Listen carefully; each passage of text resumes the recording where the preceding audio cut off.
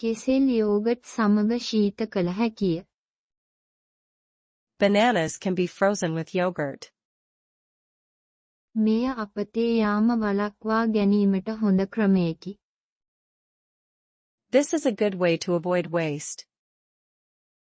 මෙය ආහාර පාලනයටද උපකාරී වේ. This can also help with dieting. ඔබට කෙසෙල් යෝගට් අයිස් පොප්ස් සාදා ගත හැකිය. You can make banana yogurt popsicles. ඉදුණු කෙසෙල් දෙකක් පොඩි කරන්න. Mash 2 ripe bananas.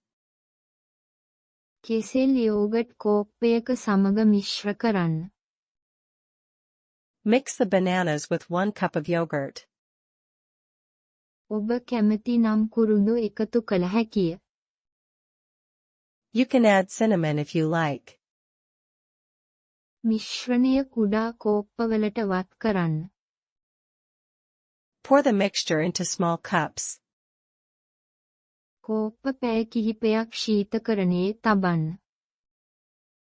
Freeze the cups for several hours. ඔබට ශීත කළ කෙසෙල් කැබලිද සාදා ගත හැකිය. You can also make frozen banana bites. කෙසෙල් කුඩා කැබලිවලට කපන්න. Slice the bananas into small pieces. කැබලි යෝගට් වලින් ආවරණය කරන්න. Cover the pieces with yogurt.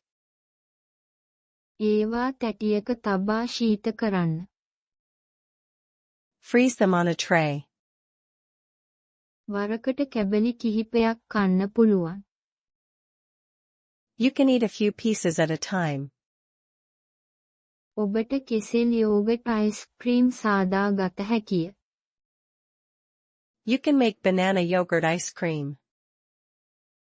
මුලින් කෙසෙල් කැබලි ශීත කරන්න. Freeze banana chunks first. ඒවා යෝගට් සමග බ්ලෙන්ඩ් කරන්න. Blend them with yogurt. ප්‍රතිඵලය අයිස් ක්‍රීම් රසයි. The result tastes like ice cream. Greek yoghurt වල ප්‍රෝටීන් වැඩිය. Greek yogurt contains more protein. Protein ඔබට තෘප්තිමත් බවක් දැනීමට උපකාරී වේ. Protein helps you feel full. ඔබ ආහාර පාලනයේ නම් සීනි එකතු නොකරන්න. Do not add sugar if you are dieting. මධ්‍යම ප්‍රමාණයේ කෙසෙලක කැලරි 100ක් පමණ ඇත. A medium banana has about 100 calories. කෙසෙල් ශීත කිරීමෙන් කැලරි වැඩි නොවේ. Freezing bananas does not add calories. එය පසුව භාවිතයට තබා ගැනීමට පමණක් උපකාරී වේ. It only helps preserve them for later.